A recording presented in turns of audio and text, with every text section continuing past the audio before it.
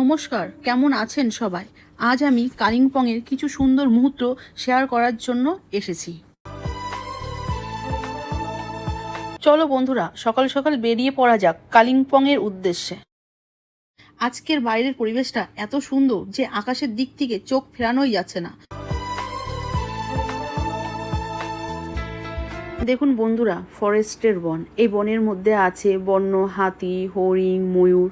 আমরা যেতে যেতে দেখতে পেয়েছিলাম অনেক কটা হরিণ এবং ময়ূর।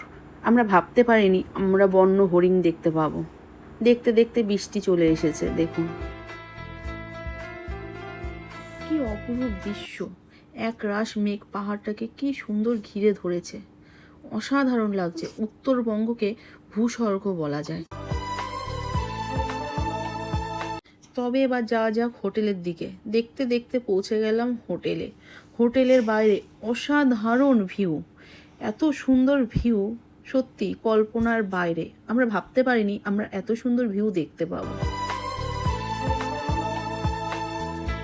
দেখুন এ পাশে ইন্ডিয়া আর ওই পাশটা দেখতে পাচ্ছেন পাহাড়, ওটা পুরো ভুটান এলাকা।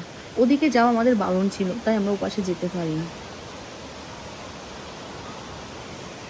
হোটেলে পৌঁছাতে পৌঁছাতে আমাদের দুপুর হয়ে গিয়েছিল। তখন জল অনেকটাই কম ছিল, কিন্তু সন্ধ্যের সাথে সাথে বানের জল এসে পুরো ভরে গেছিল জায়গাটা।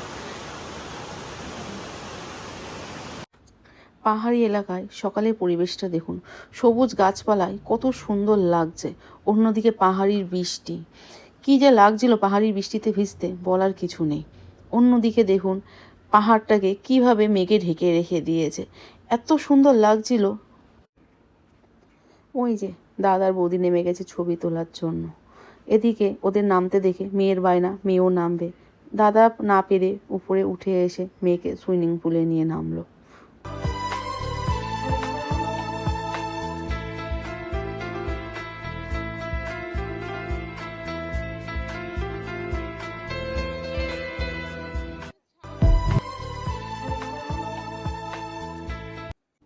আর এদিকে মেয়ের বাবা এত সুন্দর ভিউ পেয়ে দাঁড়িয়ে দাঁড়িয়ে চা খাচ্ছে। এর ফিলিংসটাই আলাদা। দেখুন কত সুন্দর জায়গায় দাঁড়িয়ে দাঁড়িয়ে চা খাচ্ছে আর গল্প করছে।